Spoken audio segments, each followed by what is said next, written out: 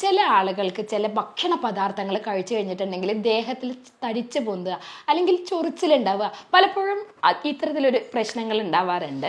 അപ്പം ഇത്തരത്തിൽ ചില ഭക്ഷണ പദാർത്ഥങ്ങൾ കഴിച്ചു കഴിഞ്ഞാൽ ഉണ്ടാവുന്ന അലർജി, അതായത് നമുക്ക് കോമൺലി കാണുന്ന അലർജി, എങ്ങനെയാണ് ഇത് നമുക്ക് മാറ്റിയെടുക്കാൻ പറ്റുക, അല്ലെങ്കിൽ ഈ അലർജി ഉണ്ടെങ്കിൽ നമ്മൾ എന്തൊക്കെയാണ് ചെയ്യേണ്ടത് എന്നതിനെ പറ്റി നോക്കാം. ഞാൻ doctor Nishitha M, doctor Basil's homeo hospital, Pandikkad, Malappuram ജില്ല.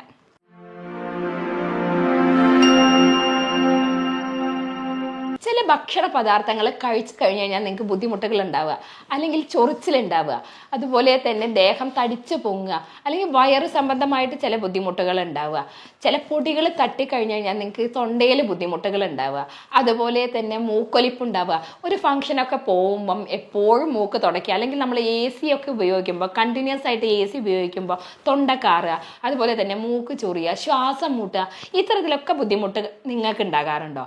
ഇത്തരത്തിൽ എന്തെങ്കിലും ബുദ്ധിമുട്ടുകൾ നിങ്ങൾക്ക് ഉണ്ടോ എന്നുള്ളത് നിങ്ങൾക്ക് കമൻറ്റ് ബോക്സിൽ രേഖപ്പെടുത്താവുന്നതാണ്. അതിനനുസരിച്ചിട്ടുള്ള പ്രതിവിധികൾ നമുക്ക് സജസ്റ്റ് ചെയ്യാൻ സാധിക്കുന്നതാണ്.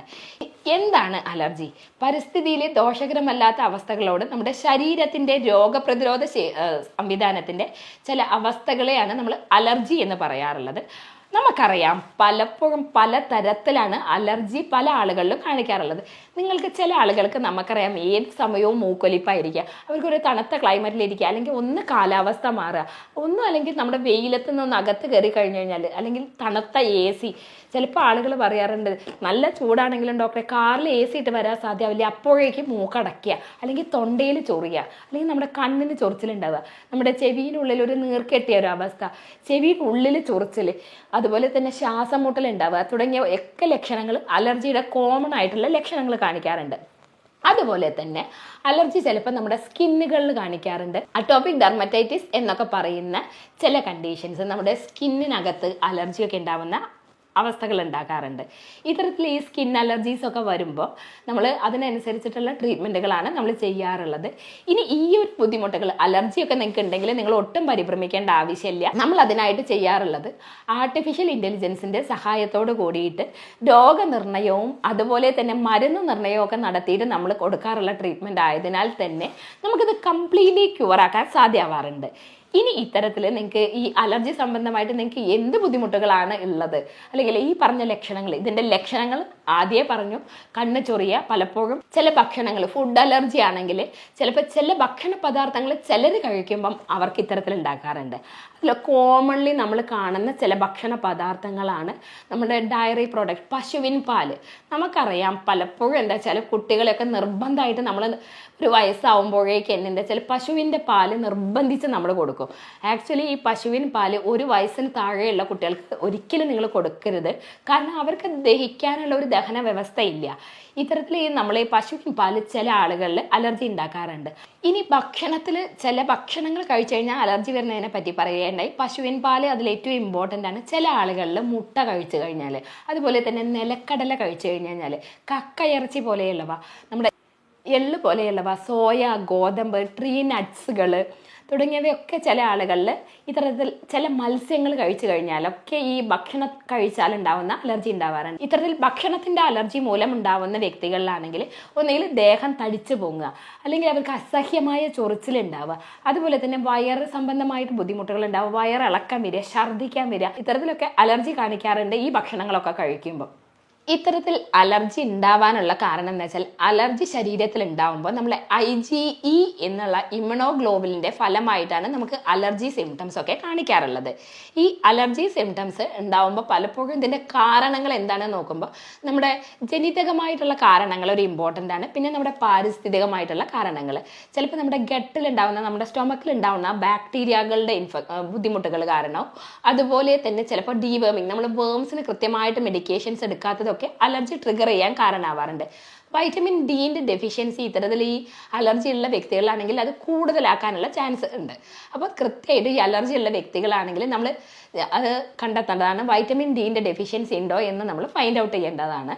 അതുപോലെ തന്നെ അലർജി ഉള്ള ആളുകളാണെങ്കിൽ ഇതിൻ്റെ സിംറ്റംസ് പറയേണ്ടായി. ആദ്യം തന്നെ നമുക്കിപ്പോൾ ഒരു മൂക്കടപ്പ് ഉണ്ടാവുക, അതുപോലെ തന്നെ കണ്ണിന് ചൊറിച്ചിലുണ്ടാവുക, ചെവിയിൽ ചൊറിച്ചിലുണ്ടാവുക, തുമ്മ, കണ്ടിന്യൂസ് ആയിട്ട് തുമ്മ, തണുപ്പ് കൊള്ളാൻ വയ്യ, അല്ലെങ്കിൽ തണുത്ത വെള്ളം കുടിക്കുമ്പോഴേക്കും നമുക്കൊരു തൊണ്ടയ്ക്ക് ബുദ്ധിമുട്ടുകൾ ഉണ്ടാവുക, സൈനസിന് ഇൻഫെക്ഷൻസ് ഉണ്ടാവുക, അതുപോലെ ഒരുപാട് ബുദ്ധിമുട്ടുകൾ ഉണ്ടാവാറുണ്ട്. ചില ആളുകളിൽ ശ്വാസം മുട്ടലായിട്ട് കാണിക്കാറുണ്ട് ഇത്ര ക്രോണിക് അലർജിയൊക്കെ ആകുമ്പോൾ. അതുപോലെ തന്നെ ചില ഭക്ഷണങ്ങൾ കഴിക്കുമ്പോഴാണെങ്കിൽ ആദ്യം പറയണ്ടായി നമ്മുടെ ശരീരം തടിച്ചു പൊങ്ങുക, ചൊറിച്ചിലുണ്ടാവുക, ഡ്രൈ ആവുക ആ ഭാഗത്ത്, അതുപോലെ തന്നെ നമുക്ക് എക്സിമ പോലെയുള്ള സംഭവങ്ങളൊക്കെ ഉണ്ടാവുക, ആർട്ടിക്കേരിയ ഉണ്ടാവുക എന്നുള്ളതൊക്കെ സ്കിന്നിനകത്ത് കാണിക്കുന്ന ലക്ഷണങ്ങളാണ്.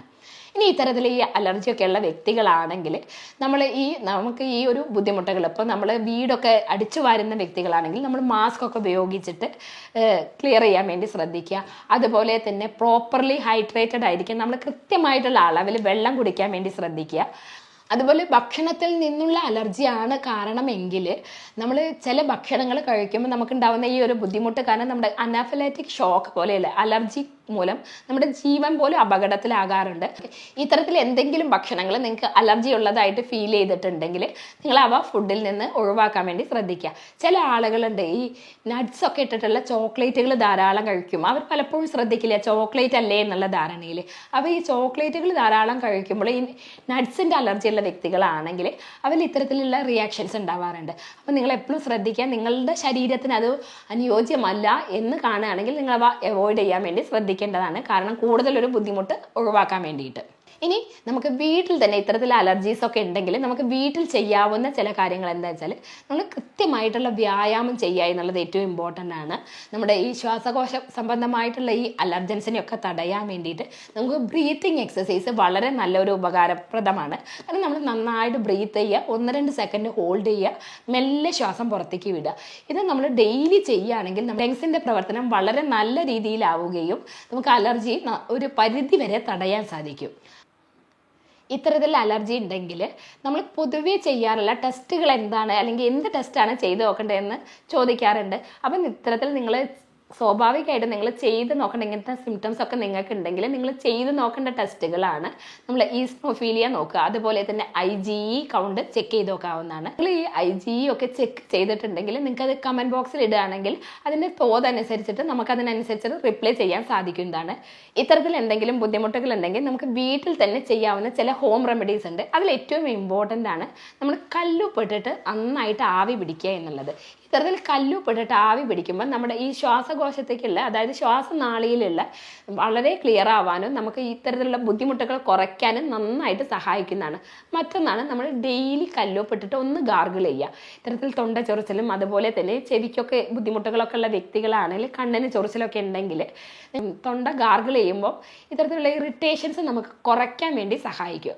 മറ്റൊന്ന് നമ്മുടെ മഞ്ഞളാണ്. നമുക്കറിയാം മഞ്ഞളിനകത്തുള്ള കുർക്കുമിൻ എന്നുള്ള കണ്ടന്റ് വളരെ ഒരു ആൻറ്റിസെപ്റ്റിക് പ്രോപ്പർട്ടീസ് ഉള്ളതിനാൽ തന്നെ ഒരു നുള്ളോ അല്ലെങ്കിൽ 2 നുള്ളോ മഞ്ഞൾപ്പൊടി എടുത്തിട്ട് ദിവസം ഒന്നുകിൽ ഒരു ഇളം ചൂടുവെള്ളത്തിൽ കലക്കിയിട്ട് ദിവസവും രാവിലെ കഴിക്കുക.